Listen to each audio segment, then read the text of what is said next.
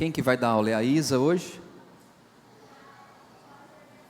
E o Roger e a Sandra. E a Rita, tá bom. Amém. Irmãos, vou pedir para que a gente assim evite o máximo ficar saindo do culto também. Eu não vou demorar também com a mensagem. Eu quero trazer essa palavra. Eu gostaria da máxima atenção de vocês para que eu possa pregar a nós essa noite. Capítulo 24 de Mateus, versículo 13 em diante, diz assim. Lucas 24, versículo 13. Naquele mesmo dia, 2 deles estavam de caminho para uma aldeia chamada Emaús, distante de Jerusalém 60 estádios. Iam conversando a respeito de todas as coisas sucedidas. Aconteceu que enquanto conversavam e discutiam, o próprio Jesus se aproximou e ia com eles. Os seus olhos, porém, estavam como que impedidos de o reconhecer. Então lhes perguntou Jesus: que é isso que vos preocupa? E de que ides tratando à medida que caminhais? E eles pararam entristecidos.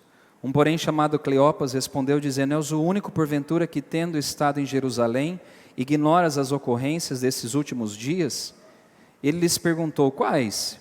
E explicaram o que aconteceu a Jesus o Nazareno, que era varão profeta, poderoso em obras e palavras diante de Deus e de todo o povo. E como os principais sacerdotes e as nossas autoridades o entregaram para ser condenado à morte e o crucificaram. Ora, nós esperávamos que fosse ele quem havia de redimir a Israel.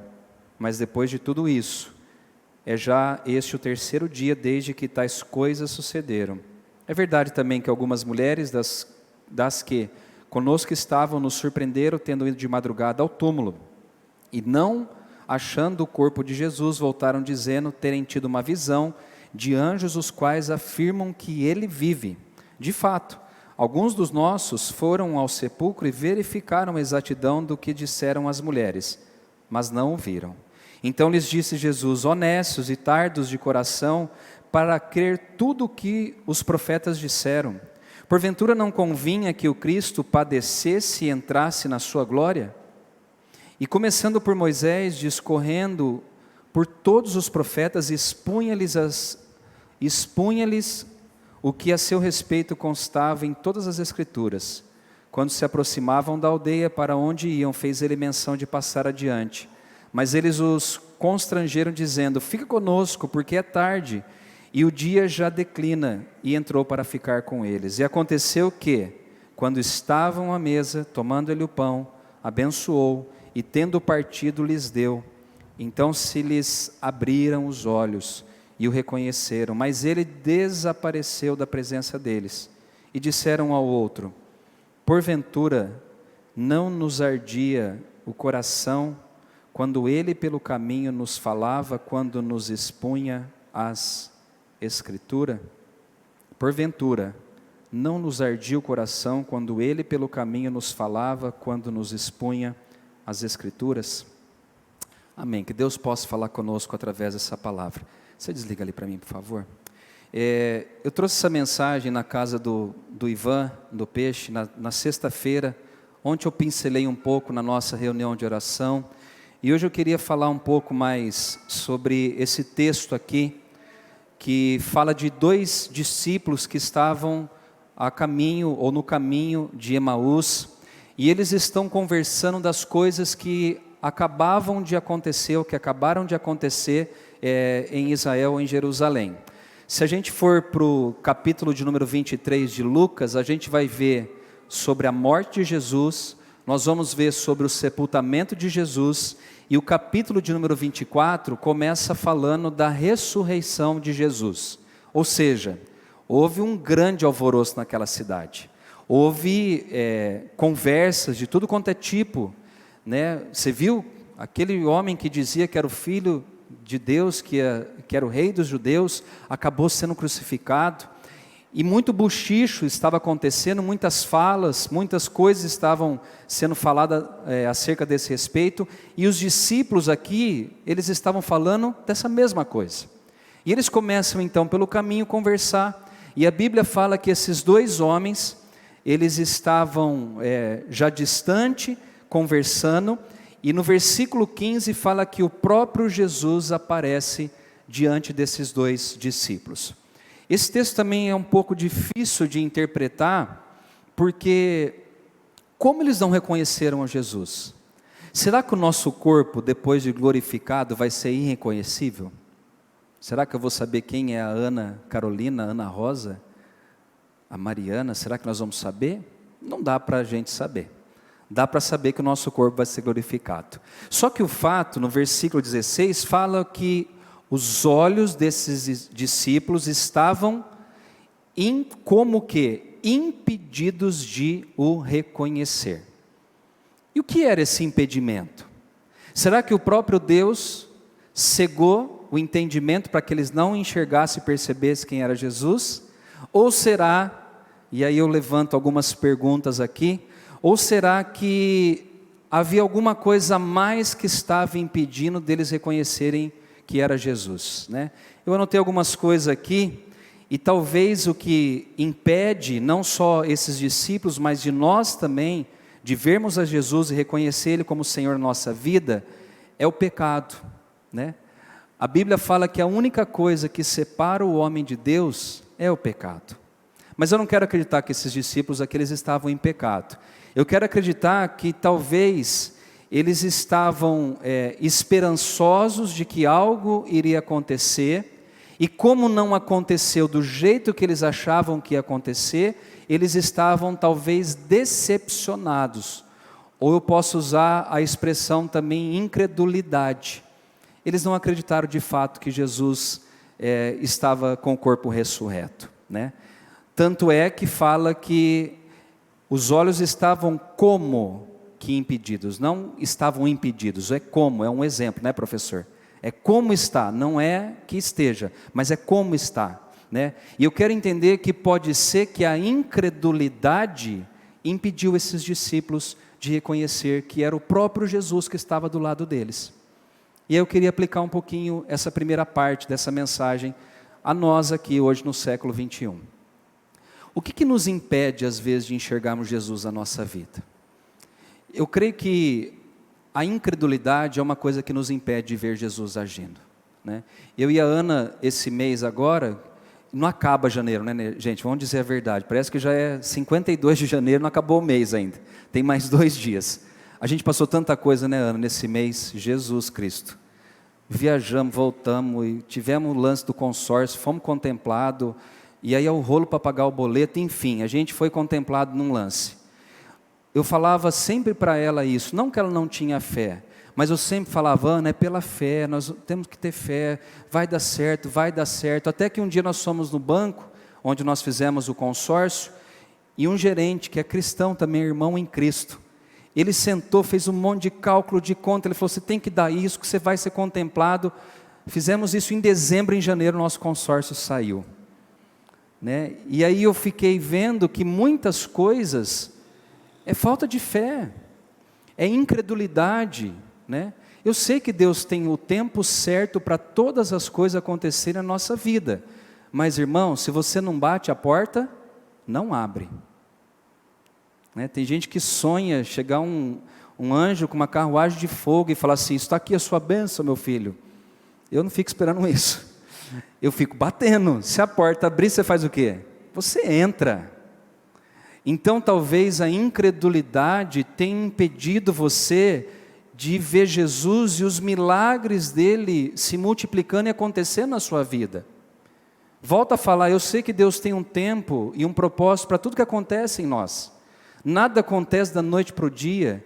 Os milagres, eles são gerados e um dia o milagre nasce. Como o pastor Samuel falou dos filhos dele. Tudo tem um tempo, mas eu tenho que ter fé, eu tenho que acreditar que pode dar certo. Eu não sei como, mas eu sei que pode dar certo. Eu não sei de onde vai surgir, mas eu sei que pode dar certo. E a Bíblia fala então que agora Jesus entra no meio da conversa, esses homens não conseguem enxergar, e aí Jesus faz algo também que eu vejo que é um pouco engraçado, né? Que ele fala assim, o o que está preocupando vocês? É interessante, né, que eles estavam preocupados com o quê? Com que Jesus tinha falado uma coisa e não cumpriu, e agora o próprio Jesus está do lado deles e Jesus pergunta para eles, vocês estão preocupados com o quê? E aí o texto diz assim, né? Fala que eles ouviram essa frase, eles ficaram e pararam entristecidos. Eles ficaram tristes. Né? Jesus cutucou no ponto que era para cutucar. Por que vocês, né? O que está trazendo preocupação no coração de vocês na medida que vocês estão caminhando? E diz que esses homens agora eles param e uma tristeza invade o coração deles. Só que o texto continua, no versículo 18, né? Cleopas aqui, ele fala, você é o único, olha que interessante, né? O próprio Jesus, você é o único que não está sabendo o que aconteceu com Jesus, o Nazareno? Para a própria pessoa. Você não sabe o que está acontecendo aqui? Você não sabe que aquele homem chamado Jesus, ele veio aqui, né? Era um varão profeta, poderoso em obras, palavras, diante de Deus, diante do povo, curou pessoas, libertou pessoas endemoniadas, ele fez um rebuliço aqui na cidade, na região, onde esse homem ia, ele impactava pessoas, ele curava, ele transformava vidas. Só você que não sabe o que está acontecendo? Esse homem também, né? Os principais sacerdotes e autoridades entregaram ele, condenaram ele à morte, crucificaram esse homem. Eles estão relatando pelo próprio Jesus aquilo que estava acontecendo com Jesus, ou que acontecera com Jesus, melhor dizendo. E aí, no versículo de número 21, a frustração veio por quê? Ora, nós esperávamos que fosse ele quem havia de redimir a Israel. Por que a tristeza? Por que o desânimo? Por que eles estavam preocupados? Porque eles ficaram frustrados. Eles falaram assim, nós esperávamos que esse homem fosse trazer libertação a Israel. Mas já está fazendo 3 dias que ele morreu. E quantos de nós às vezes também não ficamos decepcionados e frustrados? E eu posso dizer assim, sem medo de errar, né? Que às vezes nós nos frustramos com Jesus. Por que o Senhor permitiu a morte? Por que o Senhor permitiu o desemprego? Por que o Senhor permitiu essa enfermidade? Nós esperávamos que o Senhor não fizesse isso. Nós esperávamos cura ao invés de morte. Nós esperávamos não desemprego, mas uma promoção no emprego. Nós esperávamos que aquela doença fosse curada e não que a pessoa viesse a óbito. E às vezes eu e você podemos estar aqui dentro e lá no fundinho com o coração frustrado com algumas coisas que não deram certo na nossa vida. E eu quero dizer a nível já de bate-pronto, que Jesus não frustra ninguém. O que às vezes traz frustração é a expectativa que nós colocamos nas coisas erradas. Jesus nunca errou. Jesus nunca criou uma expectativa e falhou na minha vida e na sua. O que eu quero dizer é que Ele nunca prometeu algo sem que Ele fizesse aquilo acontecer na sua vida. Lembrei do futebol na quarta, né? Que você falou para o Telzinho, Telzinho, vem jogar com a gente. Né? Um menininho de 10 anos de idade. E aí o pai falou assim, não, ele não vai jogar não. O menino ficou na quadra 45 minutos acompanhando o jogo. Deus não faz isso com a gente. É brincadeira, viu, Pedrão? Eu te amo. Foi o Pedro que fez isso, vai com uma criança, tadinho da criança. Deus não faz isso com a gente.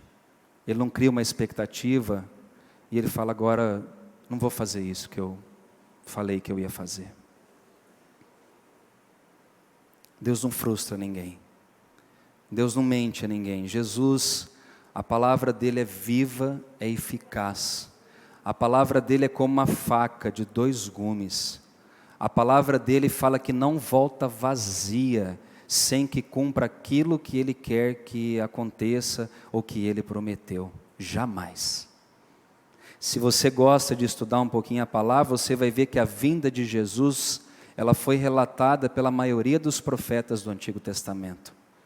No tempo certo, a Bíblia fala na plenitude dos tempos. Sabe o que é a plenitude dos tempos?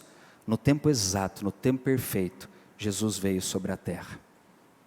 Só que esses homens estão frustrados. A gente esperava uma coisa e essa coisa não aconteceu. Agora, o mais interessante de tudo é que eles estão falando com a pessoa que prometeu, com a pessoa que eles estavam frustrados. Talvez a incredulidade, a frustração, as desconfianças que temos atrapalha de nós enxergarmos Jesus agindo na nossa vida. Irmãos, como eu disse, os milagres não acontecem muitas vezes da noite para o dia, nem do jeito que a gente quer. Acontecem no tempo de Deus, de acordo com a vontade dEle e do jeito dEle, não é do jeito nosso. Os discípulos queriam, eles queriam que fosse do jeito deles, mas não foi. E a Bíblia fala então que havia uma frustração. E eles disseram, já é o terceiro dia, desde que tais coisas sucederam, e até agora nada. Só que eles lembraram de uma coisa, eles falaram assim, mas é certo que algumas mulheres tiveram uma visão, elas foram até o sepulcro, e viram realmente que Jesus não estava lá. E elas tiveram uma visão de um anjo que falou, eles não viram, mas o anjo falou que Jesus estava vivo, né? Mas bem-aventurado é aquele que crê sem ver. Isso é fé. Crer vendo, gente, é fácil. O que eu estou querendo dizer com isso é que a fé não é movida por aquilo que eu vejo. Amanhã, quando você começar a enfrentar as batalhas da semana que todos nós temos, você vai enfrentar não com aquilo que os seus olhos estão enxergando, mas com aquilo que Deus colocou no seu coração, que é a fé.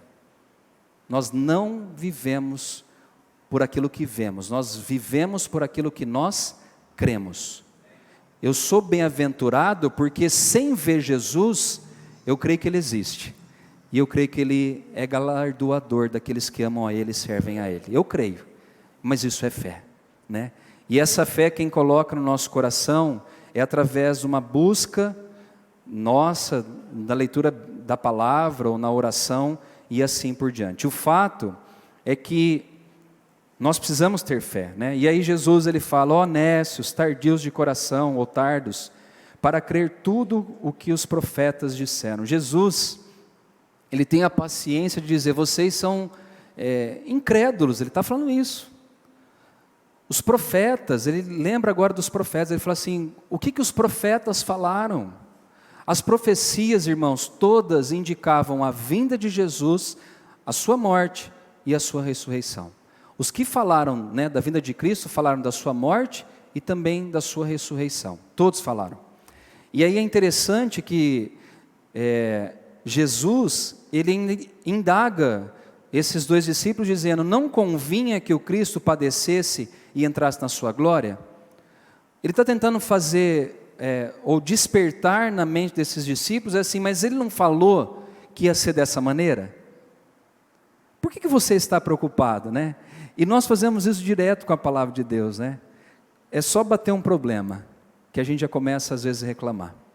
E Jesus falou o que para nós? É só ir para a palavra.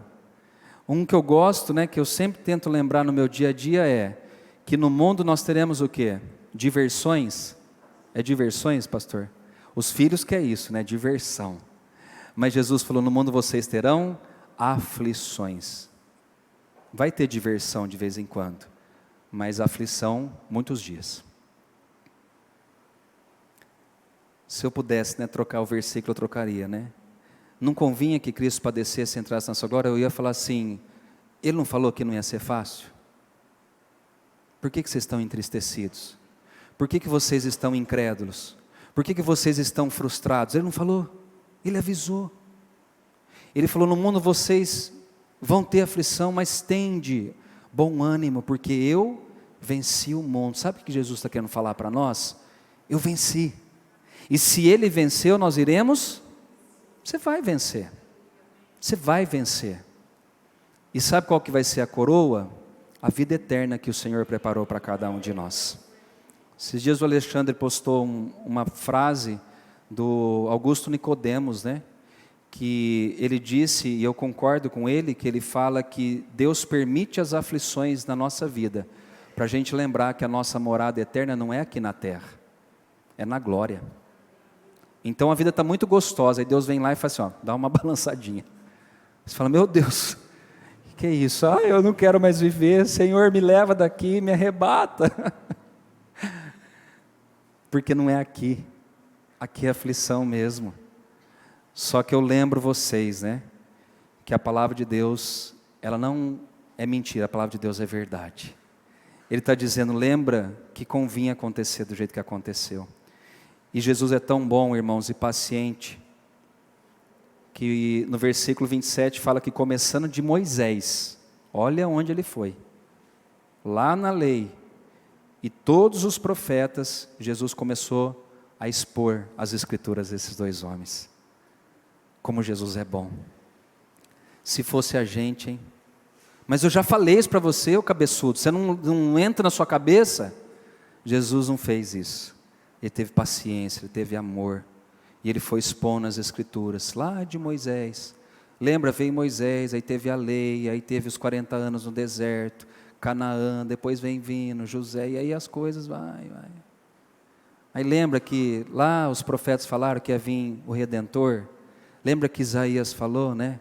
Um menino se nasceu, um filho se nos deu, o governo estará sobre os seus ombros, e o nome dele será Maravilhoso Conselheiro, Pai da Eternidade, Deus Forte, Príncipe da Paz.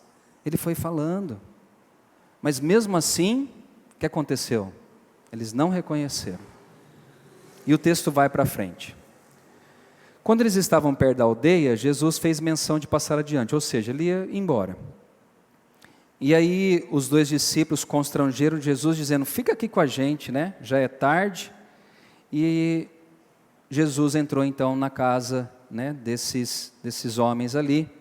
E no versículo 30 fala que aconteceu que quando eles estavam à mesa, tomando ele o pão, abençoou e tendo partido, lhes deu. Versículo 31 diz que então se lhe abriram os olhos e o reconheceram, mas ele desapareceu da presença deles. Quando eles estão na casa, e Jesus pega o pão, e diz que Jesus, deixa eu ver a ordem certa para não errar, ele toma o pão, abençoa o pão e parte o pão e dá a esses dois homens. E aí eu fiquei pensando, né, que por várias vezes Jesus fez isso, quando ele estava vivo, várias vezes. Lembra da multiplicação dos pães e dos peixes? Se você for lá no texto, você vai ver que Jesus fez o quê? Exatamente isso. Primeiro ele incentivou os discípulos a buscar o mantimento, o alimento, melhor dizendo. Quando chegou lá os 5 pães e os 2 peixinhos, diz que ele pegou o alimento, diz que ele abençoou o alimento e ele repartiu o alimento. Quantos cestos deram? Nem sei, eu só sei que sobraram 12. E alimentou uma multidão de mais de 5.000 pessoas. Quando Jesus estava ali, antes de ser traído, levado à morte, naquela noite onde ele faz a última ceia com seus discípulos, ele faz exatamente o quê? Mesma coisa. Diz que ele toma o pão, ele abençoa o pão, e ele reparte o pão, e ele dá o pão. Jesus, em João capítulo 6, ele fala que ele é o pão da vida. Irmãos, parece simples isso aqui, mas é um mistério que aconteceu aqui. Porque quando ele reparte, cai a ficha, né? Os olhos desses homens, de uma maneira poderosa e milagrosa, se abrem. E eles estão diante de quem? Do próprio Cristo. E é tão esquisito, né? E você vai entender por quê. É esquisito porque quando eles reconhecem, Jesus some. Ué, coisa doida. Até agora ele estava falando, não estava reconhecendo ele. Quando acontece o milagre, eles enxergam, Jesus some. De uma forma misteriosa também, não me pergunte como, né? Jesus tem esse corpo glorificado que atravessava a parede e que comeu pão e peixe com os discípulos na pedra, na praia. Na pedra é bom, né? na praia. E ele some, ele é transladado de um lugar para o outro de uma forma sobrenatural. O fato, eu não quero ficar preso nisso, que Jesus desaparece, até que acho esquisito.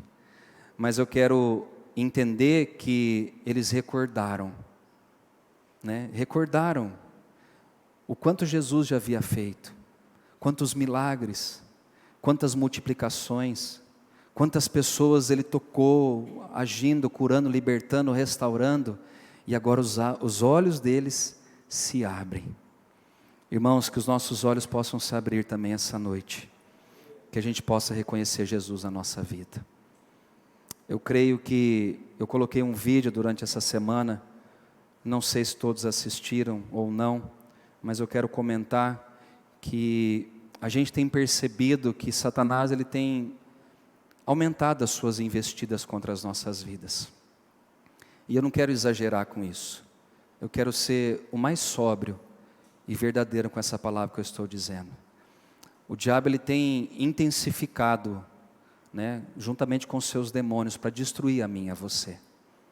É só você parar e perceber as coisas acontecendo à sua volta. Quantas investidas em casais, em crianças, em filhos.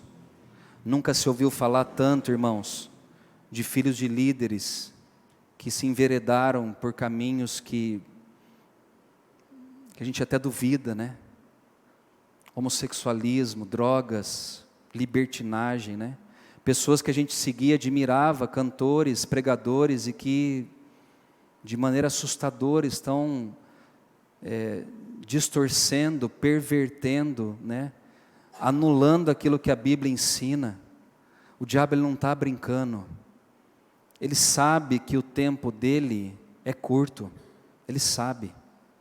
E ele vai fazer de tudo para tentar destruir a minha vida e a sua. Não pense ao contrário disso. A vida não é um parque de diversão. A vida é um campo de batalha, né? Essa luta constante está acontecendo. E o que eu quero dizer com isso é que os nossos olhos precisam abrir. Você precisa parar de ficar distraído com as coisas que esse mundo tem tentado te entreter.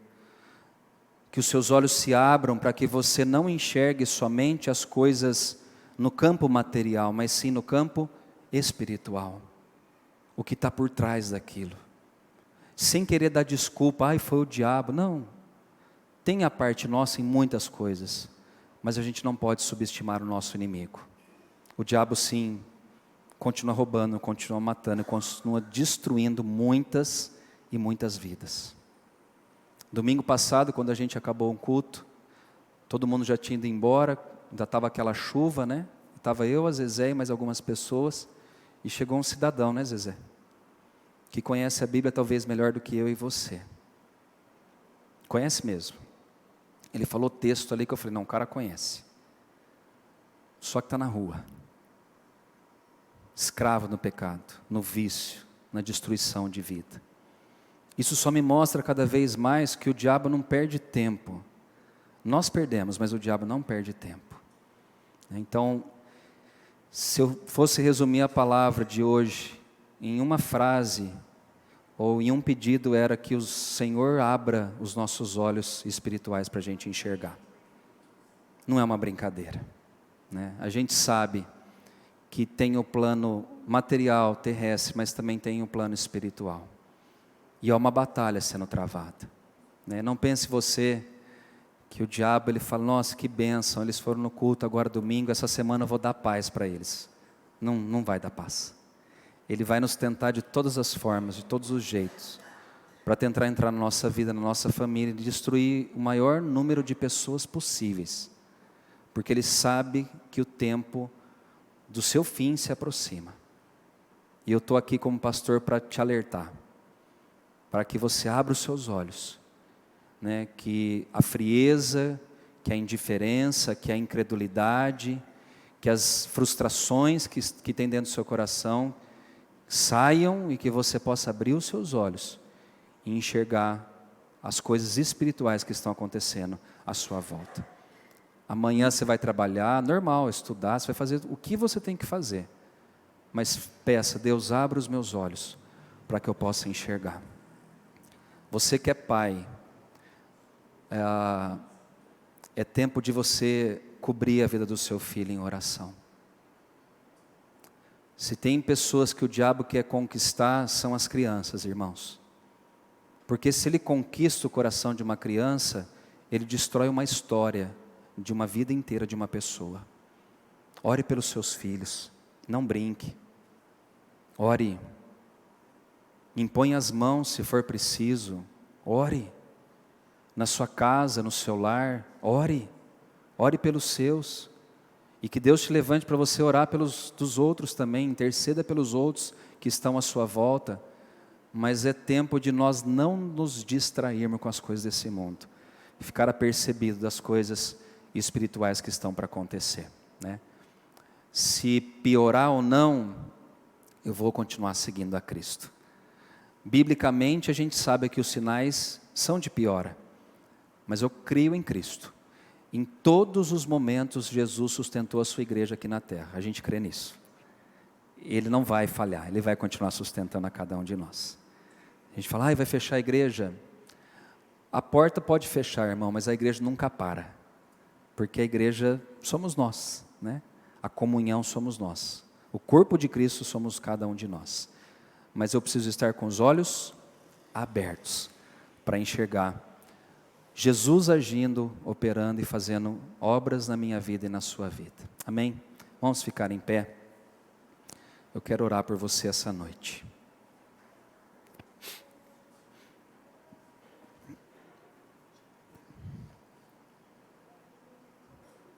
Irmãos,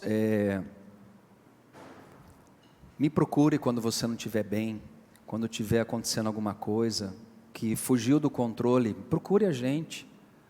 Tem eu aqui, o pastor, tem o pastor Zé, o pastor Samuel, o pastor Escobar com a pastora Ana. Busque ajuda.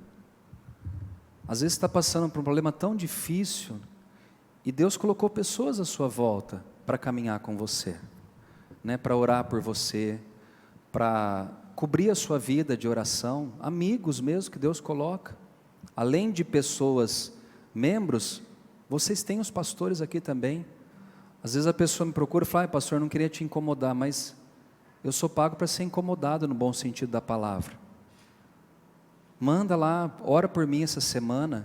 Se não der para te visitar por causa dos horários que você tem de trabalho, pelo menos me deixa à parte, para que a gente possa orar por você.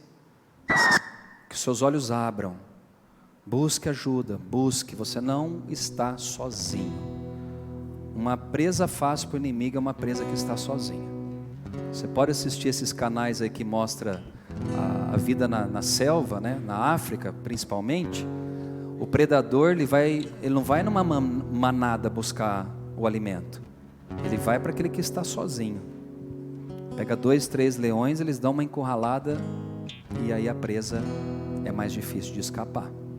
Então ande com pessoas que te levam para frente, que te impulsionam, que orem por você, que esteja ali no seu dia a dia, tá bom?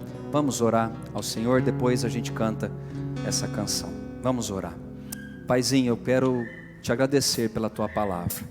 Eu quero fazer um pedido especial essa noite, para que o Senhor abra os nossos olhos da fé, que tudo aquilo que impede de enxergarmos o mundo espiritual, de enxergarmos Cristo do nosso lado, que o Senhor, Pai amado, abra os nossos olhos agora da fé, espirituais, para que possamos enxergar como o Senhor enxerga, ver como o Senhor está vendo, e que cada um de nós, ó Deus, possamos buscar em Ti comunhão, intimidade, que possamos buscar em Ti, Senhor Deus, as coisas que nós temos passado na vida, as soluções dos nossos problemas, que possamos buscar em Ti, Senhor Deus, abrigo, consolo, conforto, nas horas difíceis, que possamos buscar, ó Deus, o descanso para as nossas almas, através da comunhão e da intimidade com o Senhor, Pai. Que nessa noite, Pai, o Senhor tire de nós toda a incredulidade, toda a frustração, que o Senhor tire de nós toda a distração, tudo aquilo que muitas vezes impede de nós enxergarmos o agir de Deus em nossas vidas, Pai, na nossa casa, na nossa família e assim por diante. Pai, que cada um de nós, ó Deus, busquemos da parte do Senhor busquemos a Tua palavra, busquemos mais a Ti em oração, em consagração, para que possamos experimentar as coisas boas e perfeitas e agradáveis que o Senhor tem para cada um de nós, Pai. Eu repreendo também toda ação do diabo contra as nossas vidas, contra a nossa família, que caia por terra em nome de Jesus. Que o Senhor libere, ó Deus, o Teu poder, da Tua unção, que o Senhor libere das Tuas bênçãos nas regiões celestiais, e que essas bênçãos sejam derramadas sobre a Tua igreja, sobre a nossa casa, sobre a nossa família, Pai. Oro pelos pedidos de oração que estão aqui no YouTube da igreja, Pai, pela Lavínia, e por tantas outras pessoas que estão passando por momentos difíceis, Pai. O Senhor Roberto, que está internado ali, tratando também a leucemia, a nossa irmã Rita, Pai, que está fazendo também o tratamento, ó Deus, com a quimioterapia, sustenta a vida dela, Pai. Oramos também em favor da Rita também, esposa do Senhor Eurípides. Guarda, Senhor, fortalece a vida dela, em nome de Jesus, Pai. Os demais irmãos, membros que estão aqui também, Pai, o Senhor conhece as nossas dores, o Senhor conhece as nossas aflições, o Senhor conhece as nossas lutas, ó Deus, e nós entregamos cada uma delas diante do Senhor, crendo na Tua palavra, crendo na Tua promessa, Pai, crendo que o Senhor é um Deus de vitória, crendo que o Senhor é um Deus de milagres, crendo que o Senhor é o Deus do impossível, Senhor, que os nossos olhos enxerguem isso, que nós servimos ao Deus do impossível, e nós declaramos, ó Deus, a bênção do Senhor sobre a Tua igreja essa noite, em nome de Jesus, amém. Vamos cantar ao Senhor um cântico? Já estou aqui, obrigado. É verdade. Amém, vamos cantar? Ou vamos tentar cantar, né?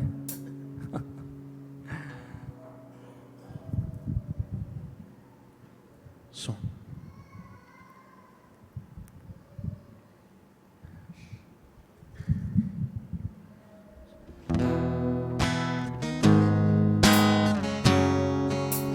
Quem é esse que vem nos abraçando?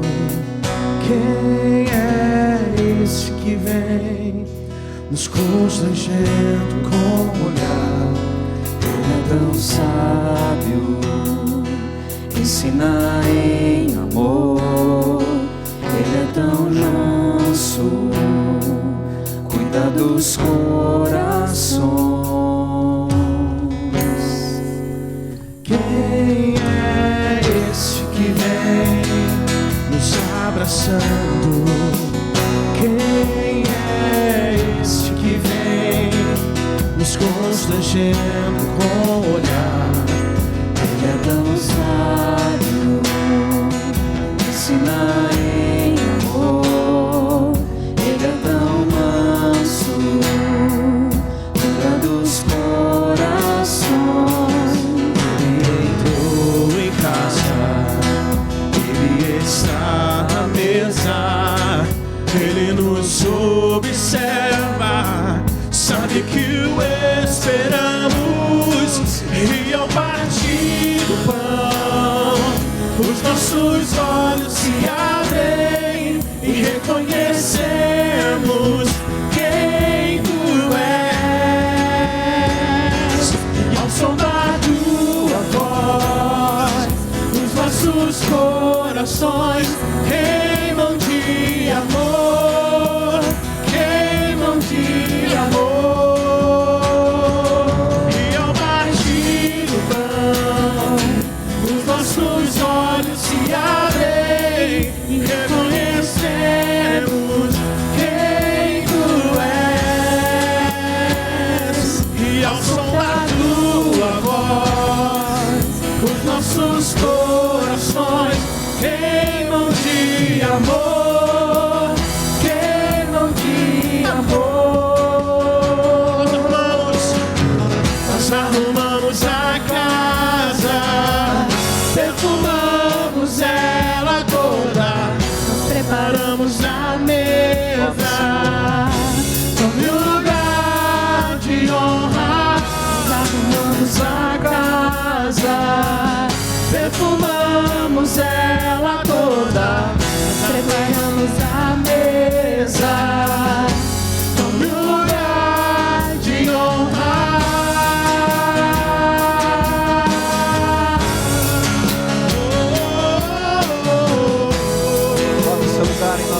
vida, Jesus. Aleluia. Nós te damos toda a glória. Glória a ti, Jesus. E nós te damos toda a honra ao Cordeiro. Ao Cordeiro que foi morto, mas ressuscitou. Aleluia. Ao Cordeiro que foi morto, mas ressuscitou. Nós te damos toda a glória. Nós te damos toda a glória. Aleluia. Te damos a honra. Nós te damos toda a honra. Ao Cordeiro, diga. Ao Cordeiro que foi morto, mas ressuscitou. A ti somente, Jesus. Ao Cordeiro que foi morto, mas ressuscitou. Aleluia. Glória a Deus. Glória a Jesus. Amém. Irmãos, eu estava esquecendo. A Monique me falou, esqueci. Agora a Adriana me trouxe papel aqui. Domingo que vem, às 9h30, nós teremos a nossa assembleia local. Então, todos os membros estão convocados para a nossa assembleia. A gente passa os relatórios financeiros, o relatório das missões dos jovens. E nós teremos eleição esse ano também, dos irmãos que vão concorrer pelos cargos de oficiais da junta, tá? Então, domingo, dia 5 de fevereiro, 9h30 da manhã, nós teremos então a nossa assembleia. Só assembleia. O culto é à noite normal, com a Santa Ceia do Senhor e com a posse dos novos irmãos e irmãs da junta de oficiais, tá bom? Bênção, erga suas mãos. Pai, obrigado por essa noite, pela Tua palavra. Obrigado, Senhor, por cada família que está presente, os que estão em casa também, que participaram desse culto. Aos que deixaram aqui também seus pedidos de oração, responde segundo a Tua vontade, Pai. E a nós que estamos aqui na igreja, que o Senhor também possa responder a cada um de nós, segundo o Teu querer. E que o amor do Pai, a graça redentora do Filho e as consolações do Espírito Santo sejam sobre nós hoje, para todos sempre. Amém. Deus abençoe. Dê um abraço em quem está ao seu lado. Uma ótima semana para todos, em nome de Jesus.